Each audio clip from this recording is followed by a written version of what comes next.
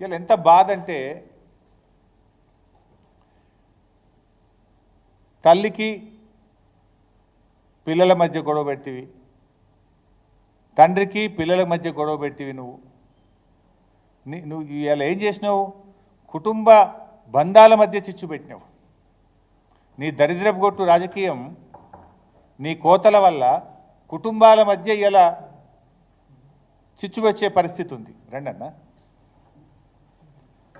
మీ పాలనలో కుటుంబ బంధాలన్నీ కూడా చెడిపోతూ ఉన్నాయి. నీ పాలన వల్ల కుటుంబ బంధాలు చెడిపోతూ ఉన్నాయి. మా కేసీఆర్ గారి పాలనలో తల్లులను పిల్లలు సరిగా చూడడం లేదని, వృద్ధులను పట్టించుకోవడం లేదని 200 రూపాయలు ఉన్న పెన్షన్ను 10 పెంచి కేసీఆర్ గారు 2000 ఇచ్చి కుటుంబ బంధాలను బలోపేతం చేసిండు కేసీఆర్. కానీ నువ్వు కోతలు పెట్టడానికి, రుణమాఫీ డబ్బును తగ్గించడానికి కుటుంబాల మధ్య చిచ్చు పెట్టిన చరిత్ర కాంగ్రెస్ పార్టీది, రేవంత్ రెడ్డిది. కుటుంబ బంధాలను బలోపేతం చేసింది కేసీఆర్ అయితే, కుటుంబ బంధాలను తెంపుకునే విధంగా, చిచ్చు పెట్టే విధంగా నువ్వు చేసినావు. ఇవాళ సురేందర్ రెడ్డి గారి సూసైడ్ నోట్లో ఏముంది? వారి కుటుంబానికి ఇచ్చిన పేపర్ ఇది, నేనేం తెచ్చిన పేపర్ కాదు. గురజాల బాలరెడ్డి గారికి 2 కుమారులు. పెద్ద కొడుకు పేరు విజయభాస్కర్ రెడ్డి, ఈయనకు 2013లో పెళ్ళయింది. రెండవ కొడుకు పేరు ఉదయభాస్కర్ రెడ్డి, ఈ అబ్బాయికి 2018లో పెళ్ళయింది. ముగ్గురికి లోన్ ఉంది. తండ్రికి ఉంది, గురజాల బాలరెడ్డి గారికి, పెద్ద కొడుకు విజయభాస్కర్ రెడ్డికి లోన్ ఉంది, చిన్న కొడుకు ఉదయభాస్కర్ రెడ్డి గారికి లోన్ ఉంది. ముగ్గురికి 3 సపరేట్ కుటుంబాలు, కానీ రేషన్ కార్డులో ఒకే దగ్గర వీళ్ళ పేర్లు ఉన్నాయి. ముగ్గురికి కలిసి ఉన్న అప్పు ఎంత అంటే 6,91,806 రూపాయలు. ఇప్పుడు నువ్వు పెట్టిన నిబంధన వల్ల వీళ్ళకి 2 లక్షలు మాత్రమే రుణమాఫీ అవుతుంది. 3 డిఫరెంట్ కుటుంబాలు కదా. 2013లో ఒకరికి పెళ్ళయింది, 2018లో ఒకరికి పెళ్ళయింది. తండ్రి, ముగ్గురి భూములు వేరు, ముగ్గురి కమతాలు వేరు, ముగ్గురి వ్యవసాయం వేరు, ముగ్గురి అప్పు వేరు. కానీ ముగ్గురు మధ్య రేషన్ కార్డులో ఏ దగ్గర పేర్లు ఉన్నాయి కనుక 2 లక్షలు మాత్రమే మాఫీ అయిద్దంటివి. అంటే 6 లక్షలు మాఫీ కావాల్సిన చోట ఈ కుటుంబానికి ఎంత అవుతుంది? ఈరోజు 2 లక్షల రూపాయలు మాత్రమే అవుతుంది. ఈ రైతు పేరు గురజాల బాలరెడ్డి, గ్రామము జక్కాపూరు, జిల్లా సిద్దిపేట జిల్లా. ఇంత స్పష్టంగా ఆధారాలతో సహా చూపిస్తున్నాం. సురేందర్ రెడ్డి గారి ఆత్మహత్య ఇప్పుడు చూసాం మనం. అది దుబ్బాక నియోజకవర్గం, సిద్దిపేట జిల్లా, చిట్టాపూర్ గ్రామం. తల్లిది అతని రేషన్ కార్డు ఒక దగ్గర ఉండడం వల్ల ఇవాళ సురేందర్ రెడ్డి గారి చావుకి ఈ ప్రభుత్వం కారణమైంది. నిజంగా ఇది సురేందర్ రెడ్డి గారి ఆత్మహత్య కాదు, ఇది ప్రభుత్వ హత్య. ఈ ప్రభుత్వం చేసిన దగ. ఇవాళ బాలరెడ్డి గారి కుటుంబంలో 6 లక్షల రుణమాఫీ కావాల్సిన చోట కేవలం 2 లక్షలే అవుతుంది. 4 లక్షల రూపాయలు ఇలా కుటుంబం మీద భారం పడుతుందంటే ఇది ప్రభుత్వం రైతుల్ని దగా చేయడం కాదా? ఇది ప్రభుత్వం రైతుల్ని మోసం చేయడం కాదా అని నేను అడుగుతా ఉన్నా. ఇంకా బాధ ఏంటంటే ఈరోజు రుణమాఫీ విషయంలో మీరు చూస్తే ఎన్ని ఇబ్బందులు ఉన్నాయంటే 31 రకాల సమస్యలు ఉన్నాయండి.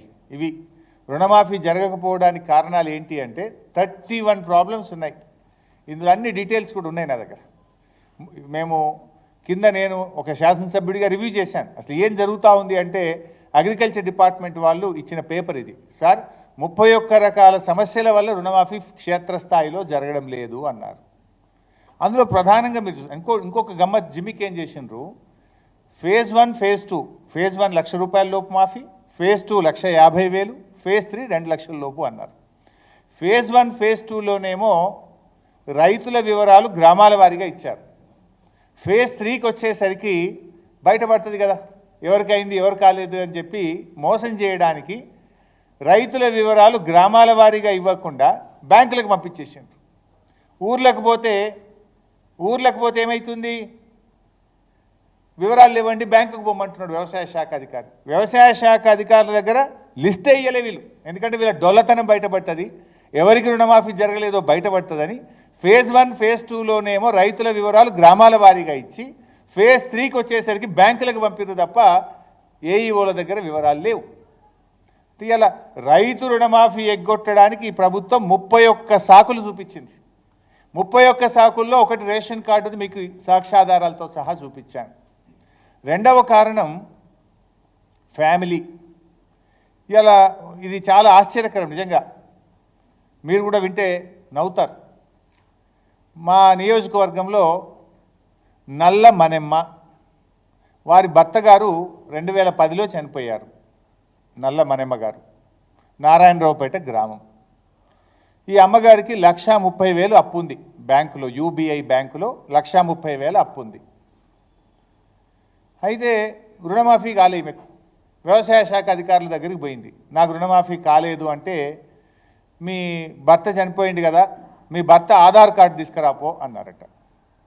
వీళ్ళ భర్త చనిపోయిందేమో 2010లో, ఆధార్ కార్డులు ఎప్పుడు ఇష్యూ అయినాయి? 2011 తర్వాత ఆధార్ కార్డులు ఇష్యూ అయినాయి. నా భర్త చనిపోయినాడు, ఈ ఆధార్ కార్డు పద్ధతే లేదు, నేనేడికెళ్ళి ఆధార్ కార్డు తేవాలంటే, ఆధార్ కార్డు లేకపోతే నీకు రుణమాఫీ కాదుపో అంటుండు. ఇప్పుడు ఆమె ఏం కావాలి? యాడికెళ్ళి తేవాలి ఆధార్ కార్డు?